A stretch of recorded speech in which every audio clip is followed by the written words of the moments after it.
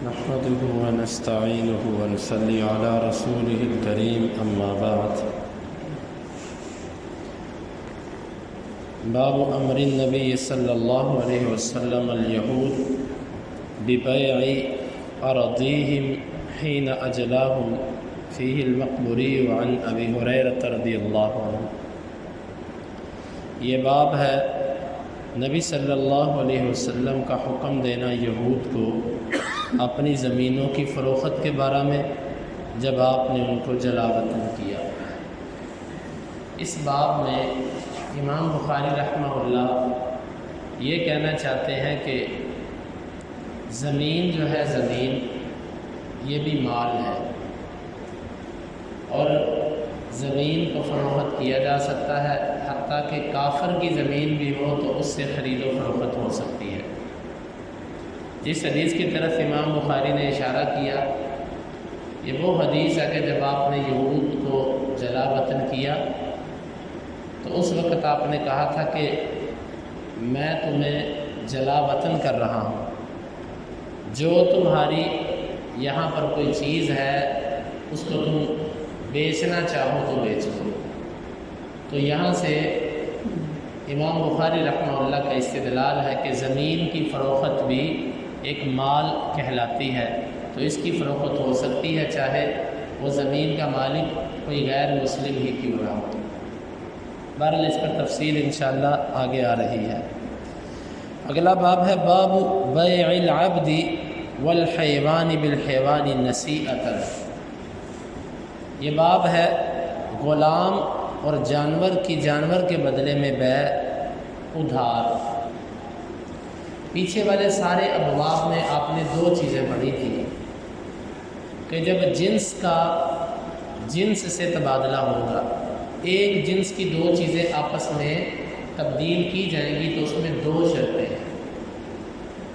دونوں برابر ہونی چاہیے اور نقد بنقد ہونی چاہیے. مثال کے طور پہ آپ چاول دے کر چاول لینا چاہتے ہیں، گندم دے کر گندم لینا چاہتے ہیں، روپے پیسے دے کر روپے پیسے لینا چاہتے ہیں، سونا دے کر سونا لینا چاہتے ہیں، چاندی دے کر چاندی لینا چاہتے ہیں، تو شریعت کہتی ہے کہ دو شرطیں ہیں اس کی. نمبر ایک تو دونوں کا وزن برابر ہونا چاہیے. یہ نہیں ہوگا کہ تم کہو میرے چاول عمدہ کوالٹی کے ہیں میں تھوڑا وزن دوں گا، تمہارے چاول ہلکی کوالٹی کے ہیں تم زیادہ وزن دو. اسلام اس چیز کو قبول نہیں کرتا.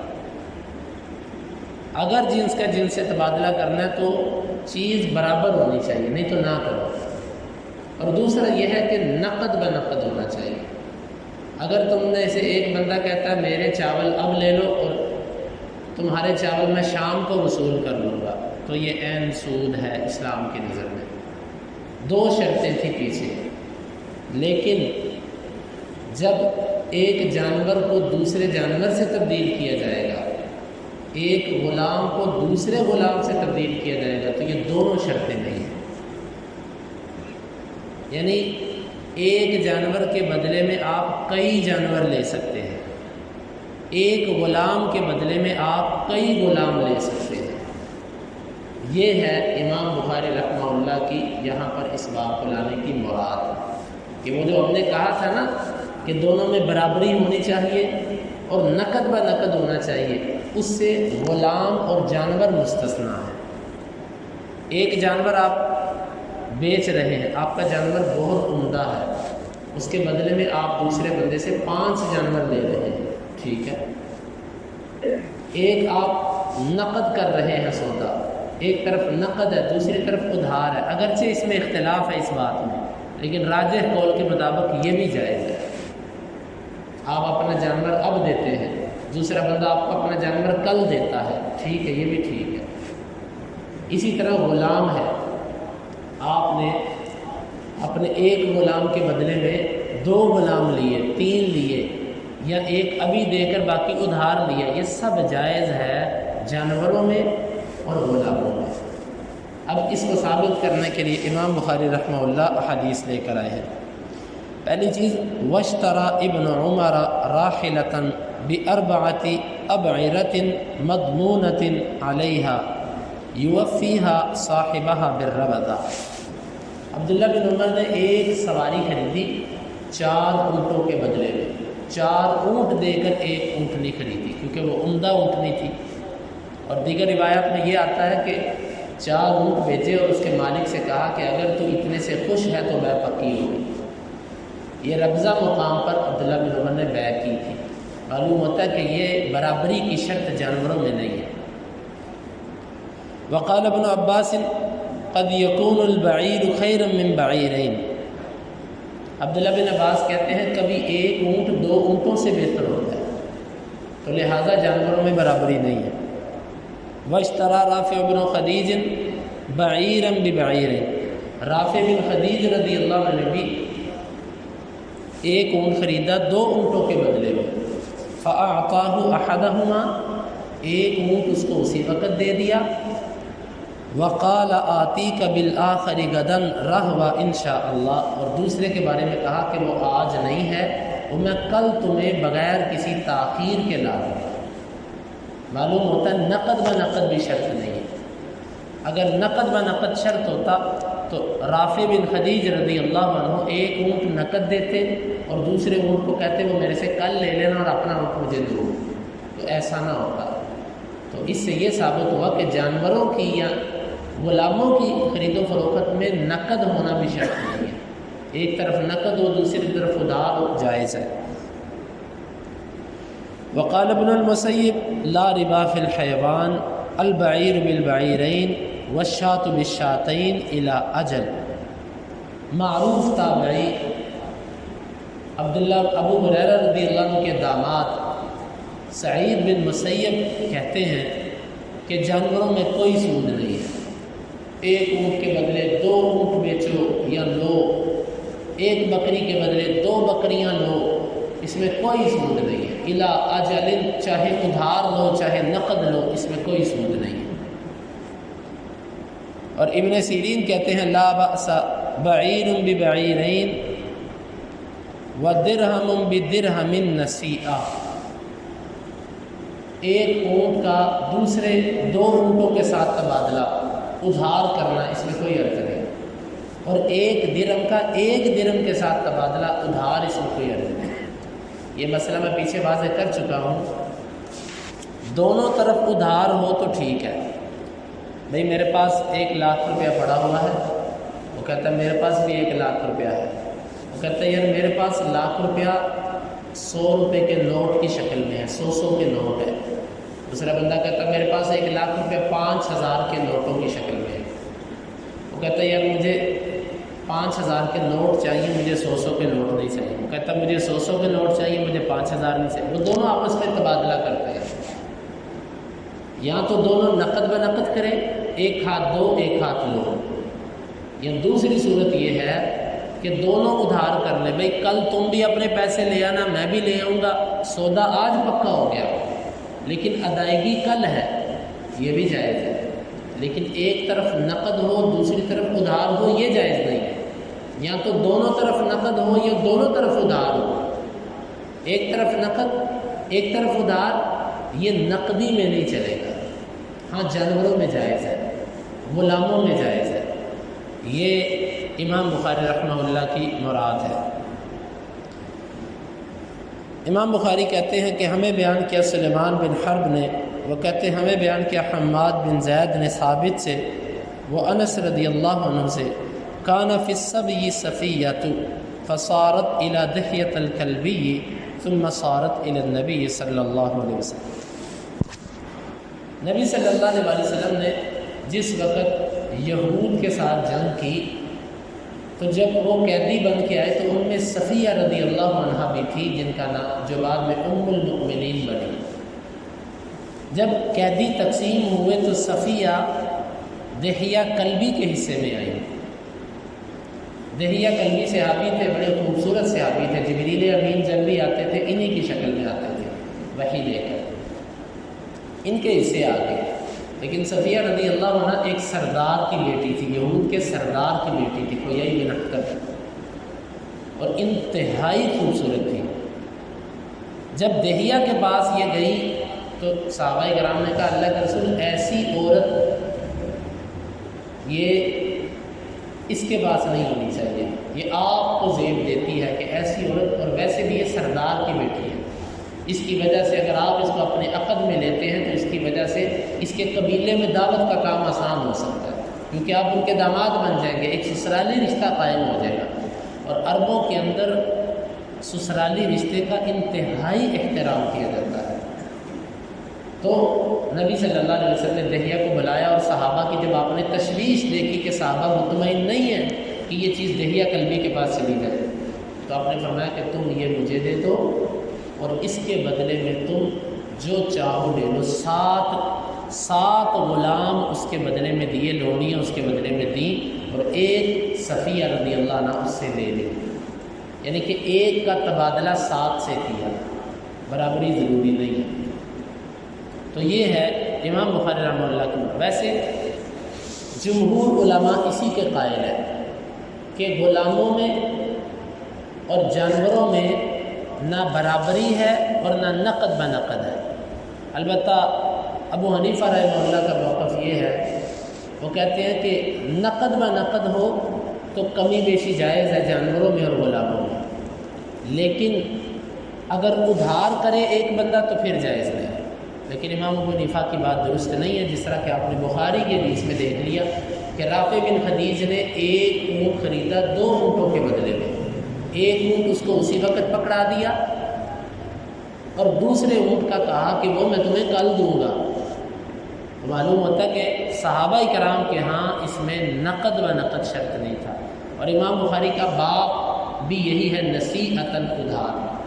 تو اس سے معلوم ہوا کہ جو ہم نے پیچھے بحث پڑھی تھی اس سے یہ 2 چیزیں مستثنا ہیں، ایک جانور اور ایک غلام. باب بیع الرقیق، یہ باب ہے غلام کی فروخت کے بارے میں. غلام بیچنا جائز ہے کہ نہیں جائز؟ جائز ہے، غلاموں کی فروخت ہو سکتی ہے. امام بخاری کہتے ہیں ہمیں بیان کیا ابو الیمان نے، وہ کہتے ہیں ہمیں خبر دی شعیب نے زہری سے، وہ کہتے ہیں ہمیں خبر دی ابن محیریز نے کہ بے شک ابو سعید خدری رضی اللہ عنہ نے اسے خبر دی انہ بینما هو جالس عند النبی، وہ نبی صلی اللہ علیہ وسلم کے پاس بیٹھے ہوئے تھے تو کہا ہے اللہ کے رسول انا نصیب الصبیا، ہم غلاموں کو پہنچتے ہیں، فنحب الاثمان، ہم قیمت پسند کرتے ہیں. فکیف تری فی العزل، عزل کے بارے میں آپ کیا کہتے ہیں؟ فقال او انکم تفعلون ذلک، کیا تم یہ کام کرتے ہو؟ انہوں نے کہا جی ہاں. لا علیکم اللہ تفعلوا ذلکم، کوئی گناہ نہیں ہے تم پر، کوئی نقصان نہیں ہے تم پر کہ تم اسے نہ کرو. فإنها لیست نسمۃ کتب اللہ ان تخرج الا ہی خارجہ، بے شک نہیں ہے کوئی بھی جان جس کو اللہ نے لکھا ہو کہ وہ پیدا ہونے والی ہے، وہ پیدا ہو کے رہتی ہے. اس باب میں امام بخاری کی مراد تو اتنی ہے کہ غلاموں کو بیچا جا سکتا ہے. دلیل کیا ہے؟ ابو سعید خدری نے کہا کہ ہم غلام حاصل کرتے ہیں اور ہم قیمت کو پسند کرتے ہیں، قیمت حاصل کرنے کے لیے ہم غلام بیچ دیتے ہیں. یہاں سے ثابت ہوا غلاموں کو بیچنا جائز ہے. اب حدیث کی تھوڑی سی تشریح.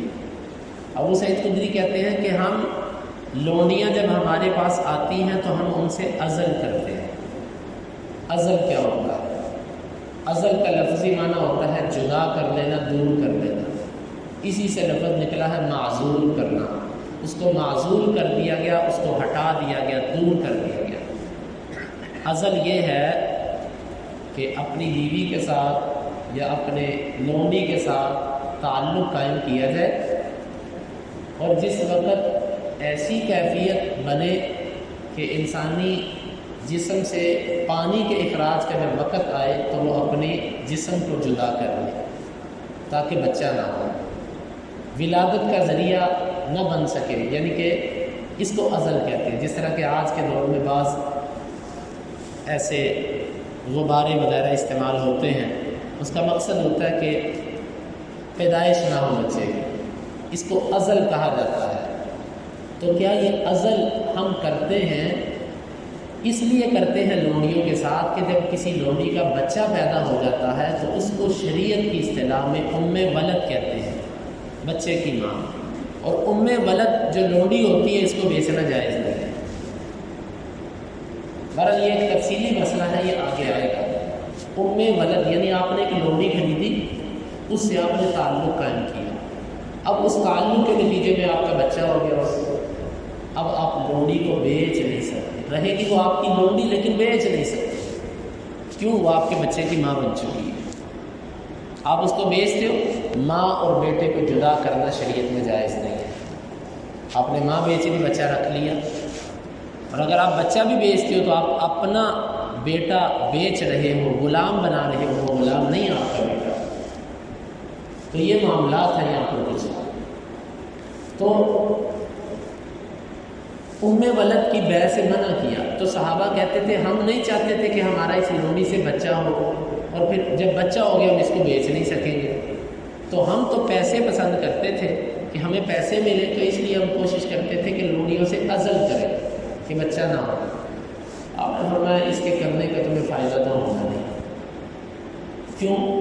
جو جان اللہ نے لکھی ہے ہونے والی ہے وہ ہو کر رہے گی، وہ ہٹنے والی نہیں ہے، تو جب تم جتنی مرضی احتیاط کر لو۔ یہ سننے کو بھی آیا، ابھی چند دن پہلے میرے پاس ایک ساتھی آیا، یہ 1 مہینہ بھی نہیں ہوا، پریشان تھا کہ جی اس طرح ہم ابھی نہیں چاہتے تھے معاملے کو، لیکن اللہ کی طرف سے ہو گیا، میری والدہ میرے سے ناراض ہے، تو بتائیں اب میں کیا کروں؟ میرے پاس اتنے وسائل نہیں ہیں، تو میں اسے ضائع کر دوں؟ تو میں نے اس کو سمجھایا کہ بھائی یہ اللہ کی نافرمانی ہے، ضائع نہیں کرنا۔ اب وہ کہتا ہے کہ میں نے مکمل احتیاط کی، جو غبارہ یا جو چیز استعمال ہوتی ہے وہ میں نے کی، لیکن وہ پھر پھٹ گئی۔ یہ اللہ جب چاہے تو بہت کچھ ہو جاتا ہے۔ ہم جب پڑھتے تھے تو ہمارے استاذوں نے ایک بات سنائی ہے، تو وہ بات ایک شاید پتہ نہیں مناسب ہے کہ نہیں، بہرحال وہ حقیقت بتاتے ہیں۔ وہ کہتے ہیں کہ ہم جب پڑھتے تھے تو ایک بندہ تھا، اس کا نام تھا زبردست۔ تو وہ کہتے ہیں کہ وہ ہم نے اس کی وجہ، نام کی وجہ پوچھی کہ کیوں اس کا نام یہ زبردست ہے، تو وہ یہ بتایا گیا کہ یہ ہمارے چاہنے کے بغیر ہی اللہ تعالیٰ نے زبردست چیز کو ہمیں دے دیا۔ تو بات یہ ہے کہ واقعتاً جب اللہ تعالیٰ چاہتا ہے کوئی جتنی مرضی احتیاط کرے وہ ہو کر ہی رہے گا۔ تو آپ نے فرمایا تمہیں ازل کا فائدہ نہیں ہے، یہ جو اللہ نے جان لکھی وہ آ کر رہنی ہے۔ باقی اب ایک علیحدہ مسئلہ ہے کہ ازل کرنا جائز ہے کہ نہیں، تو یہ جائز ہے، منع نہیں ہے، لیکن آپ نے اتنا فرمایا کہ تم جس چیز سے بچنے کے لیے عزل کرتے ہو نا، اس سے تم بچ نہیں سکتے اگر اللہ نے لکھا ہو تمہارے مقدر میں۔ جائز ہے عزل کرنا، تو اس لیے امام بخاری نے یہاں سے یہ مسئلہ ثابت کیا کہ غلام کو بیچا جا سکتا ہے۔ اللہ تعالیٰ سے دعا ہے اللہ تعالیٰ ہمیں ان حدیث کو سمجھنے کی اور عمل کی توفیق عطا فرمائے۔ اللہم انفعنا بما علمتنا وعلمنا ما ينفعنا وزدنا علما وآخر دعوانا ان الحمد للہ رب العالمین۔ حدیث نمبر 2228 اور 29۔